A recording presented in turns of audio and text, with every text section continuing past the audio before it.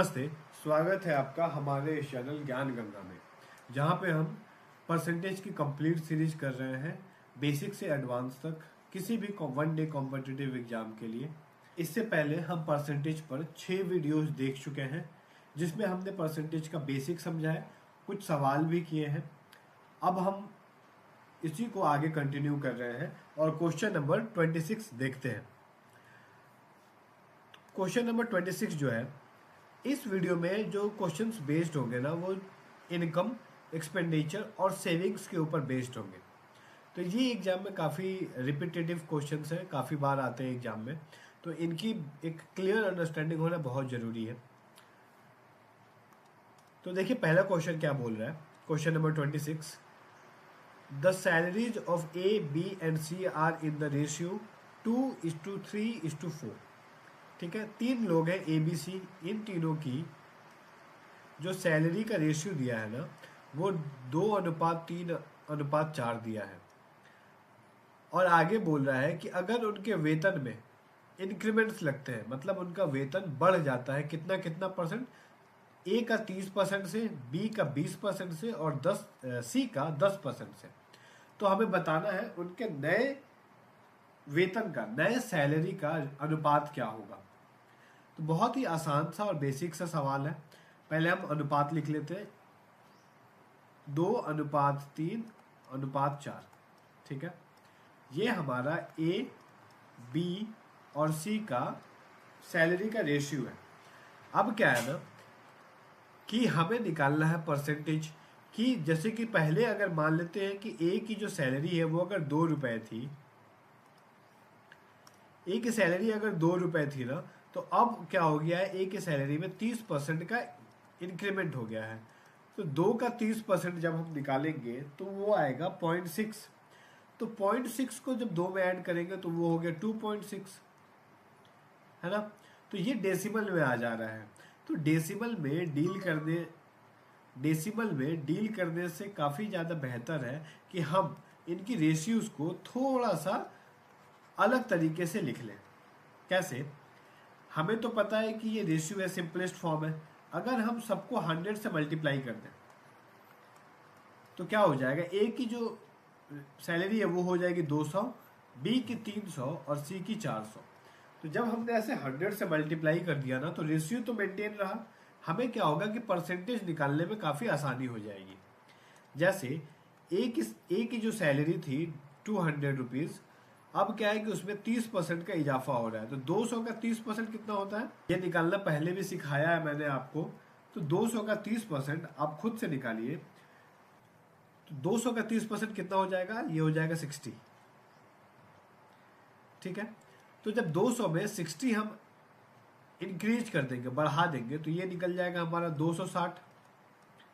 उसी तरीके से जब हम बी की सैलरी देख रहे हैं, तो ये पहले 300 था, अब बी को इंक्रीमेंट मिला है 20% का। तो 300 का 20% क्या होता है, ये भी होता है 60। एक बार मैं रफ में निकाल के दिखाता हूँ। यहाँ पे 300 का 20%, परसेंटेज हटाया तो डेनोमिनेटर में आ गया 100। ये 2 जीरो से 2 जीरो कट गया, 20 तिहाई 60। ठीक है, तो इस तरीके से हम परसेंटेज निकाल सकते हैं। तो अगर हम बढ़ा देते हैं इसमें 60, तो ये हो जाएगा 360। और सी का जो सैलरी था वो है 400, इसमें 10% की बढ़ोतरी की है हमने, तो 400 का 10% हो जाएगा 40। तो ये जो नई सैलरी हो गई सी की, ये हो गई 440। अब यही हमारा अनुपात हो गया। इसको हम अगर सिंप्लीफाई कर लेंगे तो हमें इन तीनों की नई इनकम का, नई सैलरी का रेशियो मिल जाएगा। सबसे पहले हम 0 से 0 काट लेते हैं तीनों, फिर 2 से काटते हैं 13 बार में, या 18 बार में, और ये 2 से 22 बार में। तो अब ये कटेगा नहीं किसी से भी, तो 13:18:22, यानी कि ऑप्शन नंबर सी जो होगा वो हमारा सही जवाब हो जाएगा। ठीक है, तो हम देख रहे हैं कि हमने इस क्वेश्चन में कुछ भी नया नहीं किया। जो भी हमने बेसिक सीखा है वही चीज हमने फॉलो की, और क्वेश्चन में हमसे जो निकालने के लिए बोला था हमने निकाला। तो इसी तरीके से जब हम आगे भी क्वेश्चंस करेंगे ना, तो बेसिक की क्लियर अंडरस्टैंडिंग होना बहुत ज़्यादा इंपॉर्टेंट है कि सारे सवाल उससे ही सॉल्व होंगे। कहीं कहीं पे एक आध चीज़ जो नई होगी, जो आपको नई सीखना होगा, वो मैं आपको पर्टिकुलरली उस क्वेश्चन में बता दूंगा। तो आइए देखते हैं क्वेश्चन नंबर 27। ये क्या बोल रहा है, Rahul salary is 50% more than Rohit salary. ठीक है, दो लोग हैं, लिख लेते हैं हम। एक हो गया राहुल, एक हो गया रोहित। राहुल की सैलरी 50% ज्यादा है रोहित की सैलरी से। अगर हम, ये हमको पता है कि 50% क्या होता है, 1/2 होता है। ठीक है, तो हम मान सकते हैं कि रोहित की सैलरी अगर 2 है तो राहुल की कितनी हो जाएगी, 3, उससे 50% ज्यादा। If Rahul saves 2250 which is 8% of his salary. किसकी बात हो रही है, राहुल की। राहुल का 8% सैलरी का। अब हमको परसेंटेज में डील करना है ना, तो इसीलिए हम इसको 2 और 3 ना लिखकर राहुल की सैलरी को हम 300 मान लेते हैं और रोहित की सैलरी को हम 200 मान लेते हैं, तो परसेंटेज निकालना हमारे लिए आसान हो जाएगा। तो 300 का 8% क्या होगा, ये हो जाएगा 24। तो वही आगे क्वेश्चन में बोल रहा है कि Rahul saves 2250 rupees which is 8% of his salary. 8% का मतलब क्या हुआ, 24 रुपए। यानी 24 की जो वैल्यू है ना, वो बराबर है 2250 के। ठीक है यहां तक। तो अगर हम एक रेशियो का यहां से वैल्यू निकाल सकते हैं, 24 से इसको डिवाइड करते हैं अगर हम, तो जब हम इसको 24 से डिवाइड कर देंगे तो हमें एक रेशियो का वैल्यू मिल जाएगा। ठीक है, अभी डिवाइड करते नहीं है, आगे देखते हैं कि फिर क्वेश्चन में क्या पूछ रहा है। Then what is Rohit salary in rupees. अच्छा, तो यहाँ पे क्या है ना, हमें एक रेशियो का वैल्यू मिल गया है, लेकिन हमसे क्वेश्चन में क्या पूछ रहा है कि रोहित की सैलरी क्या है, और रोहित की सैलरी हमने कितनी मानी है, 200। तो अगर एक रेशियो का ये वैल्यू है 2250 डिवाइडेड बाई 24, अगर एक रेशियो का ये वैल्यू है तो 200 का कितना वैल्यू होगा, वो निकालने के लिए हम इसको 200 से मल्टीप्लाई कर देते हैं। सिंपली हमें मिल जाएगा यहां से रोहित की सैलरी।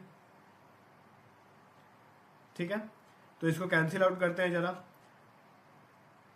इसको काट देते हैं हम 4 से 6 बार में, इसको 4 से काटते हैं 50 बार में, फिर इसको 2 से काट देते हैं 3 और ये 25, और 3 से इसको कट करते हैं, 3 सत्ते 21, 5 बार में 15, 0। ठीक है, अब 25 से मल्टीप्लाई करते हैं तो ये हो जाएगा 0, 25 25 125, हाथ में लगा 12, 25 सत्ते 175 और 12 187, यानी 18,750 रुपए निकल के आ रही है हमारी रोहित की सैलरी, जो कि ऑप्शन नंबर डी है। ठीक, आइए अब क्वेश्चन नंबर 28 देखते हैं। The income of Raju is 20% more than his expenditure. If his income increase by 60% and his expenditure increases by 70%, then what percentage does his saving increase decrease। अच्छा, एक basic सा concept है जो हमें पता होना चाहिए, हमें पता भी होगा, लेकिन इसको मैं एक बार लिखता हूं। ये जो हमारी इनकम होती है ना, जितनी भी पैसे हम कमा रहे हैं, जो हमारा सैलरी है या फिर जो हमारी आय है, हिंदी में इसको आय बोलते हैं, आय लिख देता हूं, और जो भी हम खर्च कर रहे हैं, खर्च, या फिर इसको व्यय बोलते हैं, एक्सपेंडिचर। ठीक है, तो जब हम अपने एक्सपेंडिचर में से, जब हम अपने इनकम में से एक्सपेंडिचर को माइनस करेंगे ना, मानते हैं कि हमारी सैलरी 100 रुपए है, हमारी इनकम 100 रुपए है, जिसमें से हम क्या कर रहे हैं, 70 रुपए खर्च कर दे रहे हैं कहीं कहीं पर, तो हमारे पास बच कितना रहा है, 30 रुपए। तो यही जो 30 रुपए है, ये कहलाएगी हमारी सेविंग, यानी बचत। ठीक है, एक बेसिक सा कॉन्सेप्ट है, ये पता होना चाहिए हमें कि इनकम में से जब एक्सपेंडिचर माइनस करेंगे तो हमें मिलेगा सेविंग। या फिर इसको हम ऐसे भी लिख सकते हैं कि एक्सपेंडिचर प्लस सेविंग, जितना खर्च किया है और जितना बचाया है, इसको जोड़ेंगे तो हमें इनकम निकल जाएगा। ठीक है, या फिर हम इनकम माइनस सेविंग करेंगे, इनकम में से जितना भी बचा है वो माइनस कर देंगे, तो हमने कितना खर्च किया है, यानी हमारा एक्सपेंडिचर कितना है, ये हमें पता चल जाएगा। तो एक बेसिक सा कॉन्सेप्ट है, ये पता होना चाहिए हमें।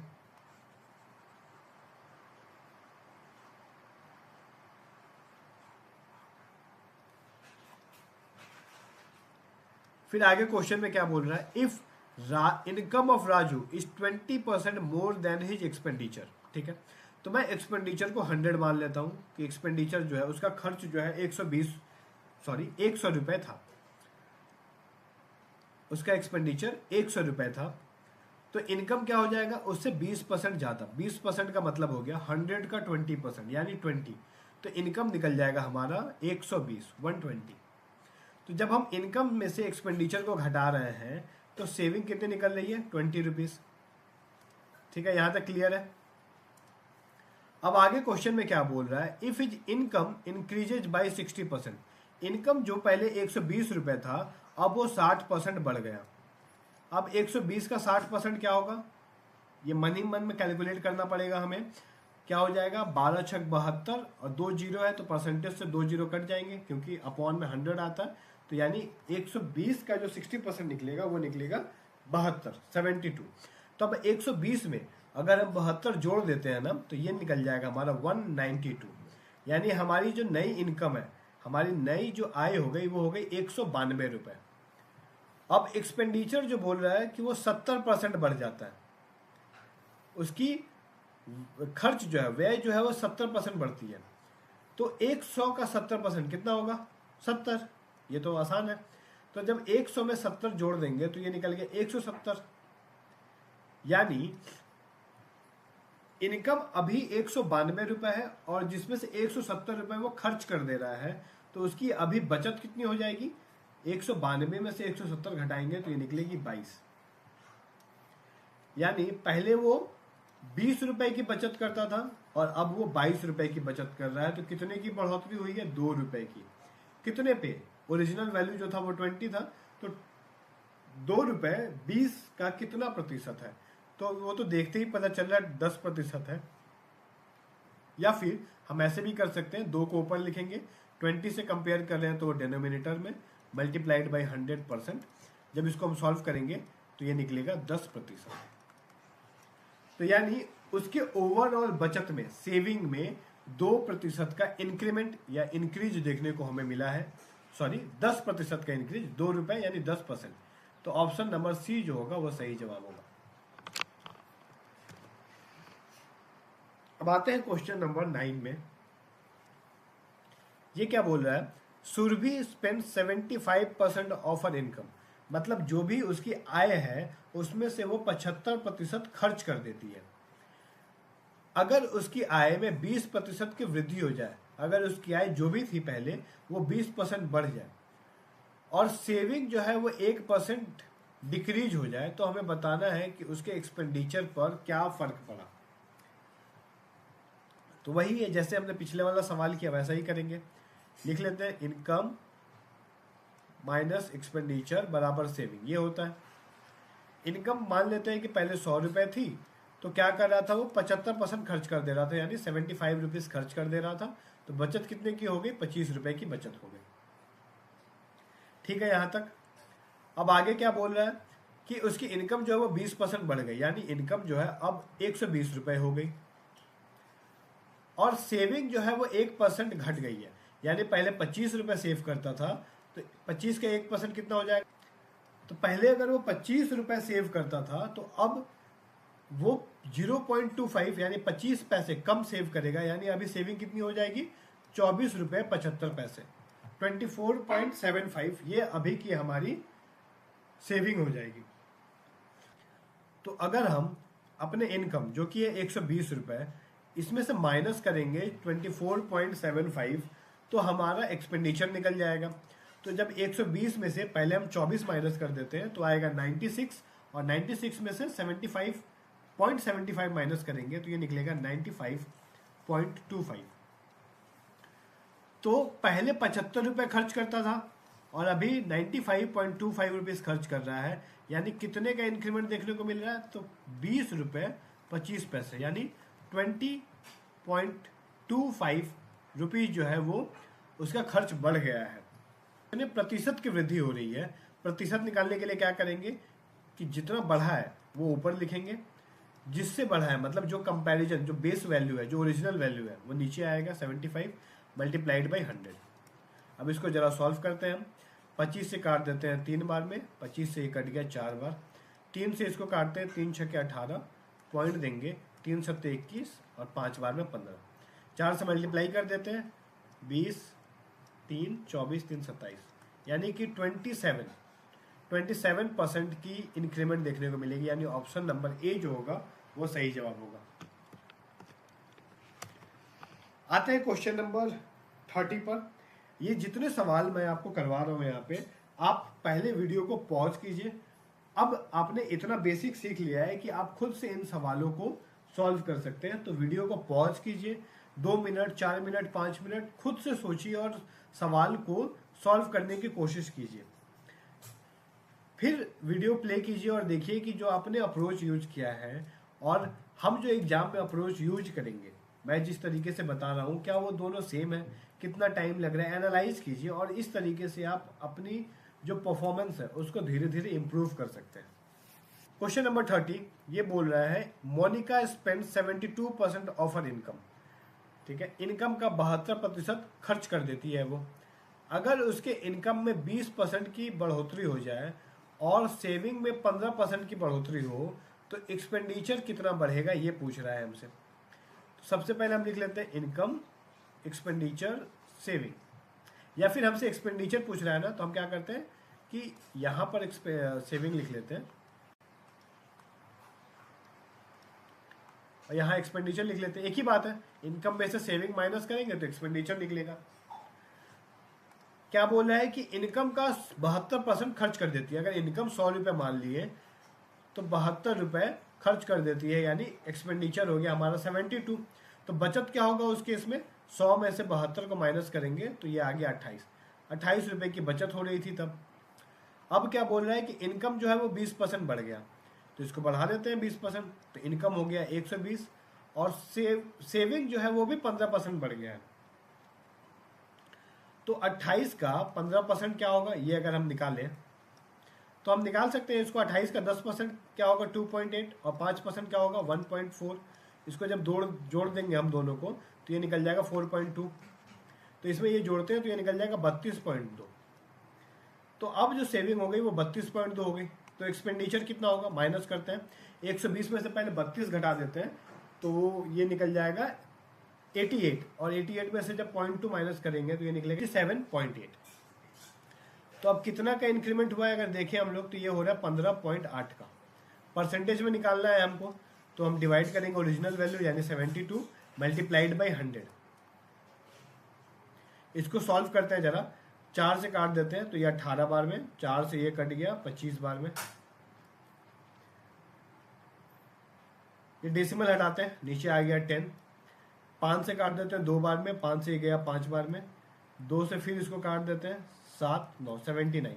तो क्या बच रहा है, 5 से जब मल्टीप्लाई करेंगे 79 को तो ये हो जाएगा 9 5 45, हाथ में लगा 4, 7 5 35, 4 39, 395 और नीचे 18 बचा है, 18 से डिवाइड कर देते हैं तो 18 दूना 36, 3 बचा 5, फिर जाएगा एक बार में 18, 17 बचेगा, पॉइंट देंगे तो यहाँ 0 आ गया, 18 नवा हो गया हमारा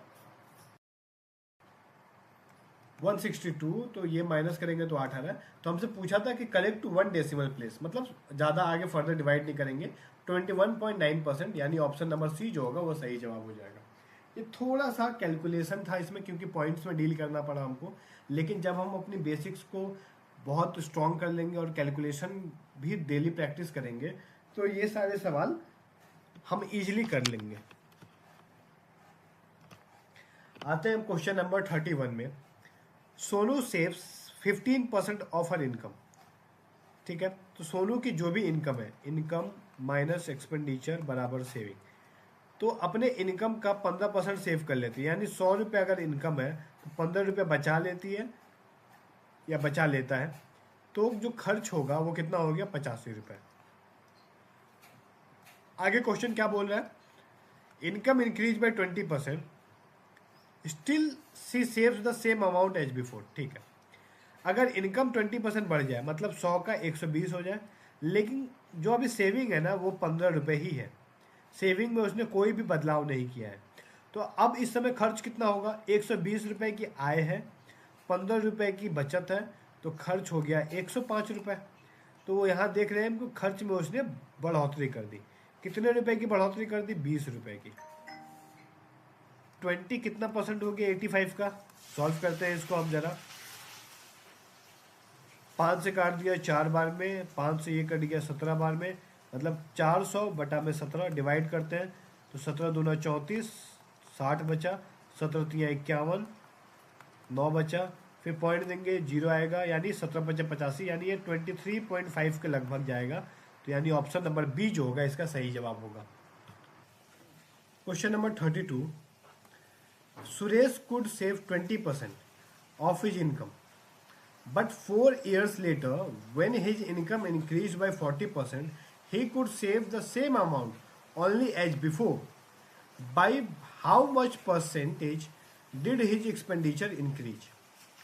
क्या बोल रहा है ना कि जैसे सुरेश जो है, जो भी उसकी इनकम थी, मान लेते इनकम 100 रुपये थी, तो वो सेव कितना कर पा रहा था? 20%, यानी 20 रुपये सेव कर रहा था।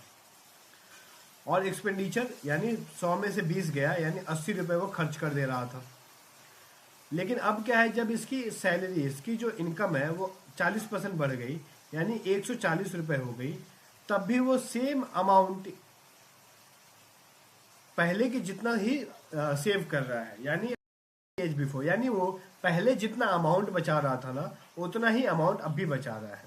तो यानी पहले 20 रुपये की सेविंग थी, तो अभी भी 20 रुपये सेव कर रहा है। तो खर्च कितना हो गया? खर्च देखें हम तो 140 में से 20 को माइनस करेंगे तो 120 रुपये खर्च कर दे रहा है। तो कितने रुपए ज़्यादा खर्च कर रहा है पहले के मुकाबले में? 40 रुपये। तो 80-40 का मतलब, अगर 40 को देखा जाए, 80 कितना परसेंट है? तो ये 50% हो रहा है ना। 40 डिवाइडेड बाई 80 इंटू 100 करेंगे तो ये आएगा 50%, यानी उसके जो खर्च है एक्सपेंडिचर में 50% की बढ़ोतरी हो गई। आइए अब देखते हैं question number 33। A woman spends 2/3 of her income, यानी उसकी जो भी इनकम है, अगर मान लेते हैं उसकी इनकम 3 है तो वो 2 रुपये खर्च कर देती है। तो हम इसको 2 और 3 न लिखकर 300 और 200 लिख लेते हैं, 100 से मल्टीप्लाई, ताकि हमारे लिए कैलकुलेशन थोड़ा आसान हो जाए। तो सेव कितना करेगी? 100 रुपये। फिर आगे क्या है? If her income increases by 18%, अगर इसमें 18% बढ़ा दे तो 300 का 18% हो जाएगा 54, तो यानी नई इनकम जो हो गई वो हो गई 354। अब एक्सपेंडिचर इंक्रीजेज बाई 24%, तो 24% यानी 200 का 24% हो गया 48, तो यानी एक्सपेंडिचर हो गया 248। तो इसके सेविंग में कितना परसेंटेज इंक्रीज है ये पूछ रहा है। तो 354 रुपये वो कमा रहा है, 248 खर्च कर दे रहा है, खर्च कर दे रही है, यानी जब माइनस करेंगे तो ये निकलेगा 14 में से 8 गया 6, 0 और 106 रुपये अब वो बचा पा रही है। तो कितना परसेंट बढ़ गया? देख रहे हैं कि 6 रुपये बढ़ गया, और 100 का कितना परसेंट होता है? 6, तो वो होता है 6%, यानी ऑप्शन नंबर ए जो होगा वो सही जवाब होगा। Question number 34, the expenditure on a food is 35% of the income of a particular family. ठीक है, क्या बोल रहा है कि एक पर्टिकुलर फैमिली है, वो जितने रुपए भी कमाती है ना, मान लेते हैं कि 100 रुपये कमाती है वो, ठीक है, जिसमें से 35 रुपीज कहाँ गए? खाने पे, फूड पे खर्चे हो गए। फिर आगे क्या बोल रहा है? If the income is raised by 30%, अच्छा, इनकम को बढ़ा दिया गया 30%, यानी नई इनकम जो हो गई वो 130 हो गई। ठीक है यहां तक।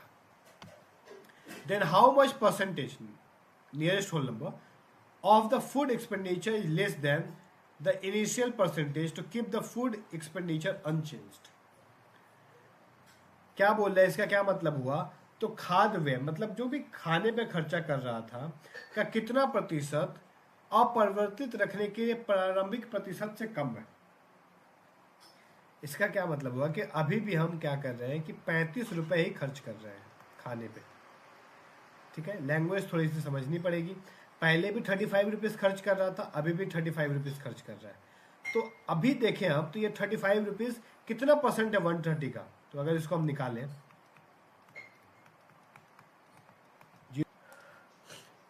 तो इसको सॉल्व कर लेते हैं। ये हो गया 350 बटे में 13, जब अभी 13 से इसको डिवाइड करते हैं, 350, तो ये जाएगा 2 बार में 26, 9 बचा 90, फिर 6 बार में जाएगा ये। अच्छा, या फिर हमको ना नियरेस्ट होल नंबर तक देखना है, तो हमको पता है कि 13 से 91 होता है, तो यानी ये 27 टाइम्स से जस्ट बिलो ही जाएगा, थोड़ा सा कम।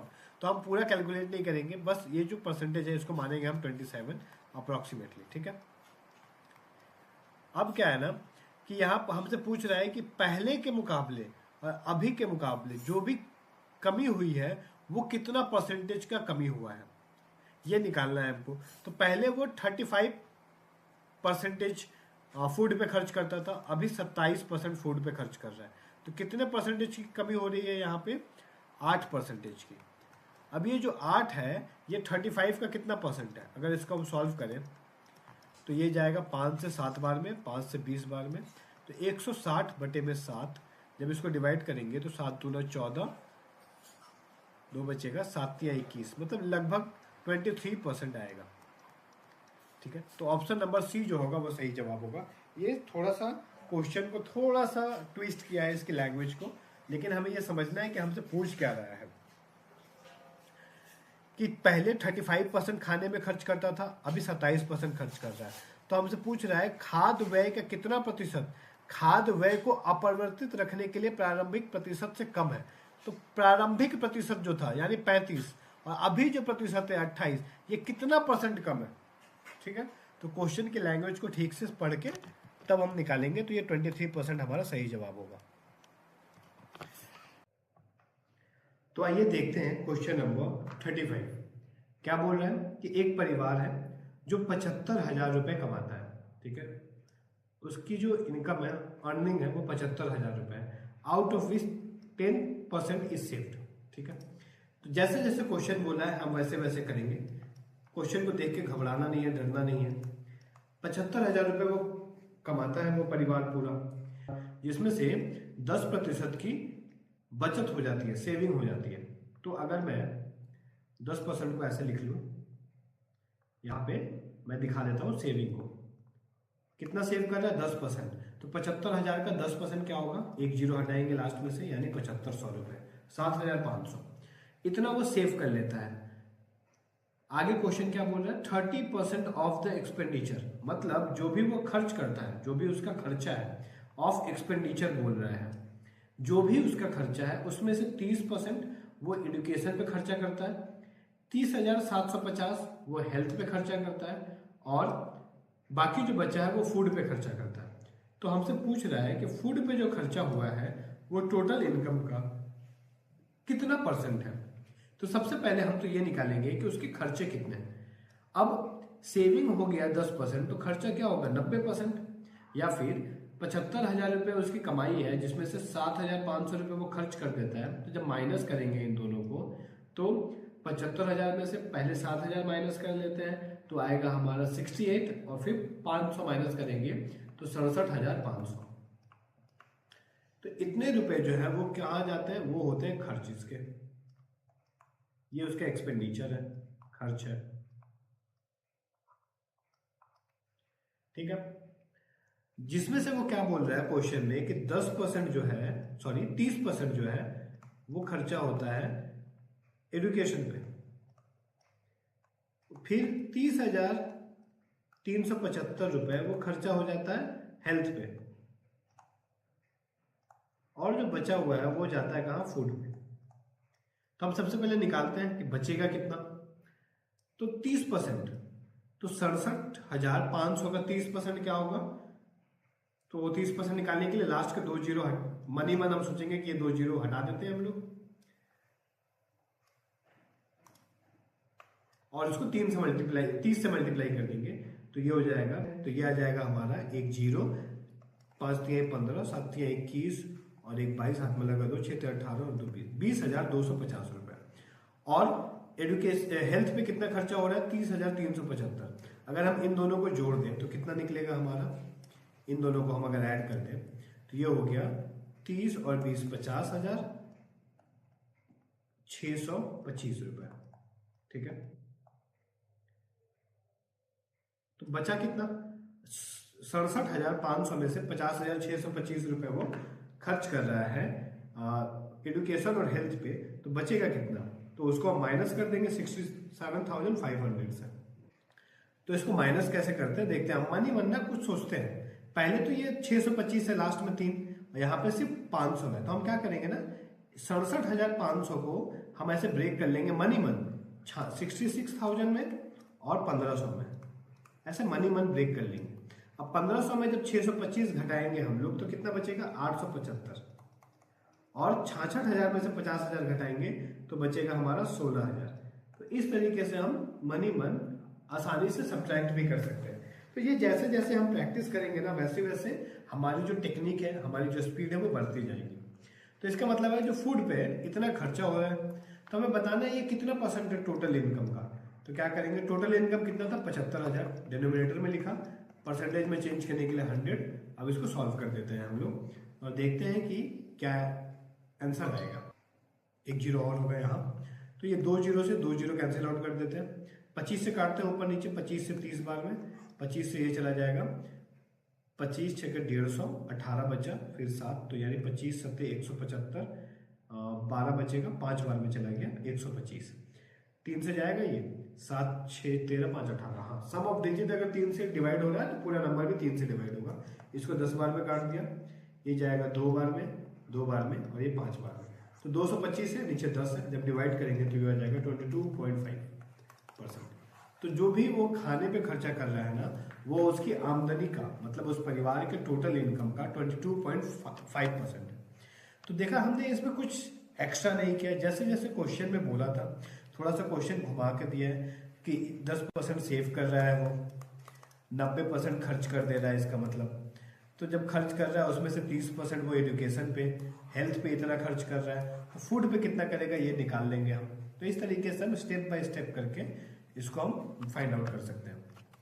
आते हैं क्वेश्चन नंबर 36 में। A family spends 20% of its monthly income on house rent. ठीक है, 20% पूरे मंथली इनकम का वो किस पे खर्चा हो जाता है, हाउस रेंट पे। तो मैं लिख लेता हूँ इसको HR, हाउस रेंट, इस पे खर्चा हो रहा है 20%। Out of the remaining amount, अच्छा अब बचा कितना, मान लेते हैं पूरी सैलरी 100% होगी, तो इसमें से अगर वो 20% हाउस रेंट पे कर रहा है तो रिमेनिंग क्या होगा, बचेगा कितना 80%। ठीक है, आगे क्या बोल रहा है, the family spend 50% on the house hold. अब ये जो 80% बचा है, अच्छा ये परसेंटेज हटा देते हैं, हम अज्यूम करेंगे कि 100 रुपए उसकी इनकम थी पूरे परिवार की, जिसमें से वो 20 रुपए हाउस रेंट दे रहा था और 80 रुपए बाकी उसके पास शेष बचे। आउट ऑफ द रिमेनिंग मतलब जो भी बचा यानी 80 रुपए जो बचे हैं इसमें से वो क्या कर रहा है 50% हाउस होल्ड एक्सपेंडिचर पे खर्च कर रहा है। तो 80 का 50% क्या होगा 40। तो 40 रुपए कहाँ पे खर्च हो रहे हैं, उसके हाउस होल्ड एक्सपेंडिचर पे। फिर आगे क्या बोल रहे हैं 20% ऑन चिल्ड्रंस एजुकेशन, 20%, 80 का 20% कितना होगा 16। तो ये एजुकेशन पे खर्चा हो रहा है। और बचा हुआ जो पैसा है वो उसकी सेविंग हो रही है, यही बोल रहे हैं। और सेविंग दिया हुआ है 6,600।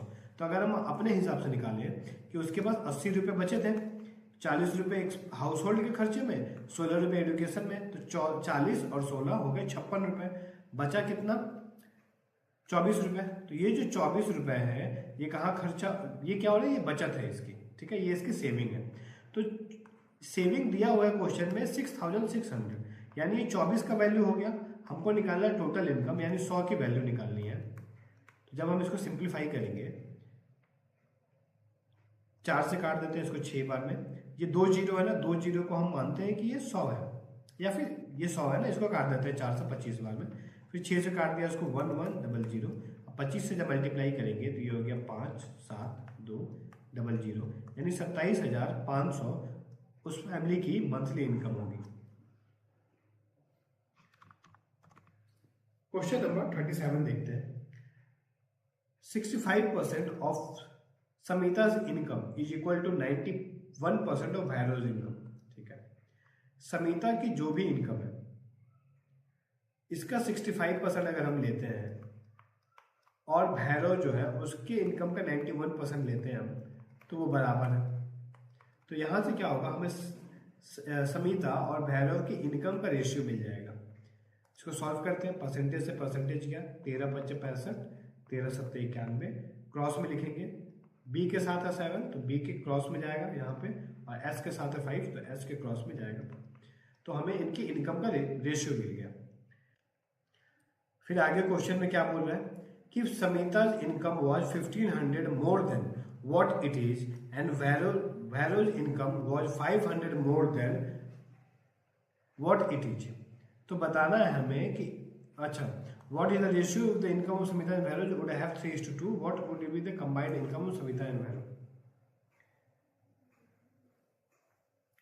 ओके तो क्या बोल रहा है क्वेश्चन में कि समीता की इनकम अभी जो भी है अगर उससे 1500 ज्यादा होती और भैरव की इनकम अभी जो भी है उससे अगर वो 500 ज्यादा होती, तब समीता और भैरव की इनकम का जो अनुपात होता वो 3:2 होता।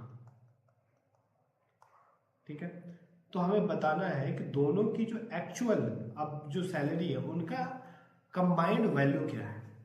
ठीक है, तो अगर हम देखें यहाँ पे कि समीता और भैरव की जो रेशियो हमने निकाला है इनकम का वो निकला है 7:5, 7/5।